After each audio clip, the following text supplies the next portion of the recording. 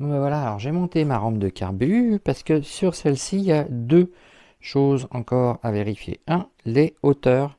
Et c'est pour ça que j'ai mis ça, des flotteurs, pour vérifier que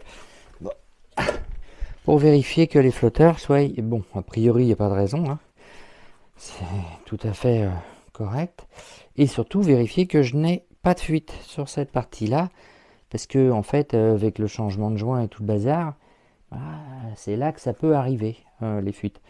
Donc, j'ai monté ma nourrice d'atelier. Voilà. Et je suis prêt à remplir l'ensemble pour vérifier que tout se passe bien.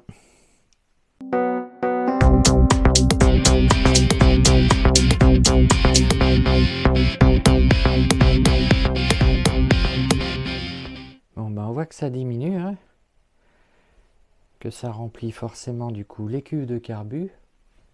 Il faut bien les mettre horizontales, comme ça, pour avoir le bon niveau. Donc là, a priori, j'ai le plein parce que j'ai une bulle d'air qui remonte. A priori, pour l'instant, j'ai absolument pas de fuite. Ce qui est plutôt une bonne chose. Ni là d'ailleurs. Donc là, on n'a pas de fuite. Là, on n'a pas de fuite. Avec les joints neufs, ça serait dommage. Mais bon, c'est surtout sur le T qui est là. Donc j'ai pas de fuite a priori. Donc je vais marquer le niveau avec l'élastique. Et puis je reviendrai d'ici une bonne heure. Bon, je vais faire la vérification des niveaux de cuve. Donc pour ceci, on prend un simple bout de tuyau qu'on va brancher tout simplement en dessous. Ici, voilà. On va ouvrir la purge de la cuve et on va pouvoir voir que le niveau doit s'arrêter à peu près ici, à peu près là. Bon, je vais vous faire voir un exemple pour un, mais pas forcément pour tous. Donc on branche le petit tuyau, on ouvre la purge et logiquement le niveau d'essence doit être au niveau à peu près niveau du plan de joint. Alors le niveau d'essence est ici. Voilà. Donc on est juste en dessous du plan de joint, donc c'est bien. Bon, alors la dernière cuve elle se remplit de trop. Forcément. Donc du coup, dans ce cas de figure là, il y a la petite partie métallique là à tordre très légèrement. Mais quand je dis très légèrement, ça se règle au quart de micromètre de poil de cuve. Donc on va faire pousser juste un tout petit peu. Mais alors vraiment... Hop.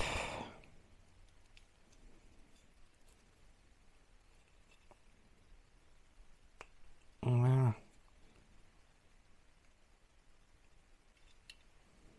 L'ensemble. Voilà. Donc pour moi, je vais valider ça. On va remettre donc l'ensemble, refermer le carburateur. Et le prochain test, c'est le test de fuite, remplissage fuite. Donc là, on va mettre bien les joints. Enfin bref, je le remonte et puis on passe au test suivant. Bon voilà, ça fait plusieurs heures. Le niveau n'a pas baissé. Du coup, par rapport à l'élastique, ça veut dire qu'il n'y a aucune fuite sur ma rampe de carbu. Peut-être un léger suintement, mais ça va être pas bien plus grave que ça. Et par défaut, il n'y a pas de pression au niveau de l'essence quand la moto est à l'arrêt. Ça veut dire remontage final de la rampe sur la moto. Remplissage de la nourrice qui est là. On ouvre et on remplit les carbus. Bon, faut bien la mettre à plat pour que ça remplisse bien, hein. Je mets le starter, mais je mets le contact. Je vais couper le gaz.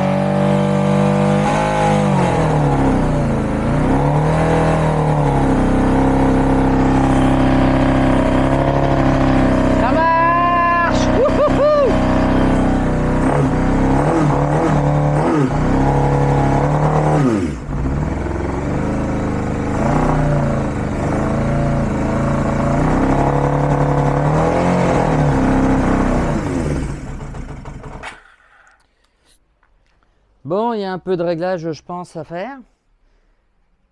Premier tournage, ça fonctionne plutôt pas mal. Je pense que j'ai des soucis quand même d'arrivée de global au niveau de l'essence. Bien sûr, les problèmes de carbu, de prise d'air, je pense aussi. Mais elle a tourné. Du coup, il faut que je remette de l'huile. Crotte jouille. Bon, nettoyage des ensembles intérieurs des freins avant, des étriers de frein avant. L'objectif, c'est de passer de ce que c'est comme ça, là, je sais pas si vous voyez, à ce qu'il y a comme ça, un peu plus brillant. Et surtout au niveau des gorges du joint, le deuxième joint. Le premier, c'est le cache-poussière, on va dire. Je crois que c'est comme ça qu'il s'appelle. Donc il est pas, il est important, mais pas plus que ça. Et le deuxième, par contre, c'est le joint donc qui fait vraiment l'étanchéité. Donc il faut vraiment que l'ensemble sur lequel il plaque soit propre. Donc j'utilise une petite brosse de ce style-là, qui est une brosse avec des poils en laiton. Et puis bah on nettoie ça tranquillement. Ça abîme pas du tout l'alu, hein, ça le polit un petit peu et puis c'est plutôt pas mal.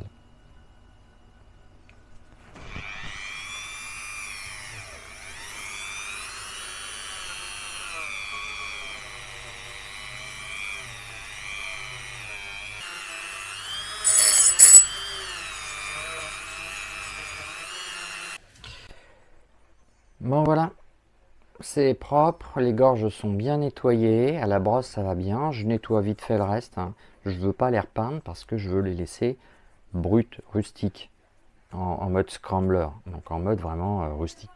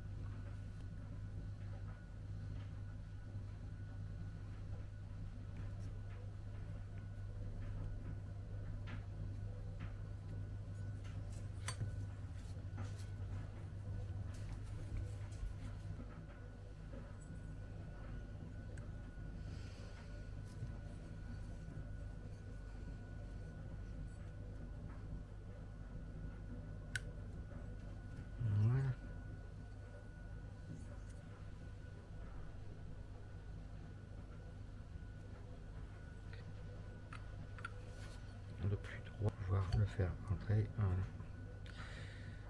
Oh.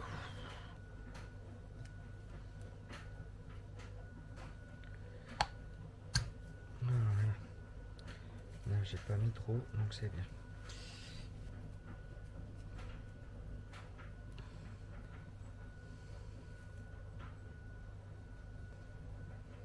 Ceux-ci sont un peu abîmés, mais vu le prix, j'allais pas non plus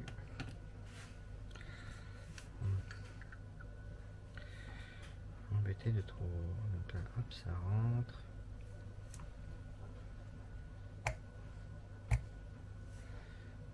Voilà. Hop. Je remonte ça. Hop.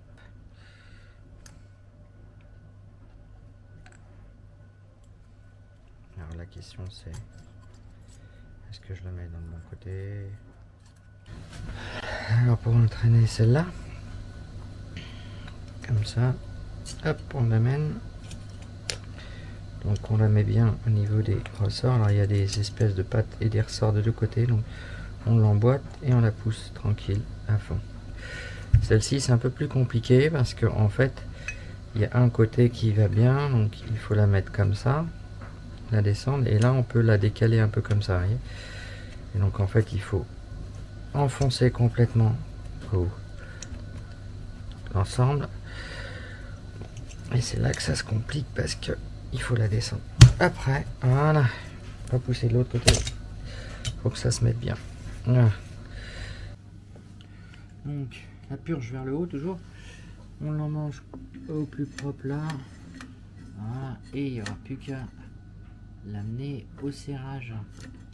Donc j'ai un point de serrage là, un point de serrage ici.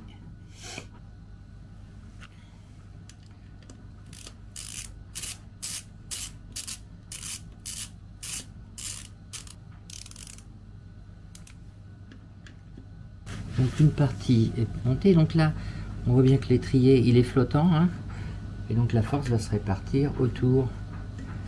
Voilà. Bon, dans ma recherche de savoir pourquoi Araka tapoute et qu'elle tourne sur 3 cylindres, j'ai plusieurs possibilités. Sur une moto carbu, c'est assez limité.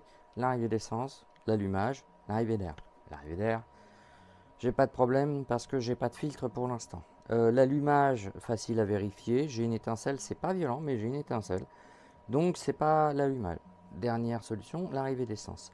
Les tests que j'ai faits, ben, ils ont montré que j'avais pas un bon niveau dans la cuve. Alors j'ai cherché très longtemps et je comprenais pas parce que quand on les teste avec les mesures, etc., le flotteur il se positionne bien. J'ai déjà trouvé un problème majeur.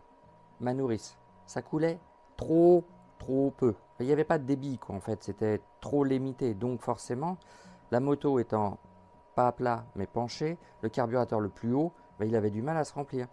Ça c'est le premier point. Ensuite, j'ai les carbus 1, 2 et pas trop le 3, mais surtout 1 et 2. Ils se remplissent de trop.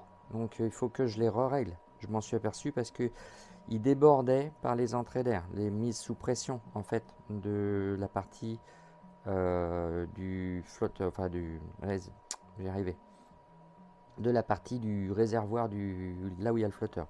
Bon bah voilà, j'ai réussi un bon nettoyage, enfin un bon réglage et puis surtout une nourrice qui va bien, c'est mieux. Ça tonne, c'est pas mal. Il y a des réglages de synchro forcément à faire parce que là elle est complètement déréglée. Quand j'accélère, elle a du mal à redescendre en régime. Une fois que ça sera réglé, j'ai tous les jeux de richesse parce qu'ils sont tous réglés à 2 et c'est entre 1,5 et 2 écarts, voire un petit peu plus. Donc voilà, c'est aussi pour ça qu'elle monte, elle a du mal et elle est irrégulière. Donc je la laisse un peu chauffer et puis bah ensuite je verrai ce que ça donne.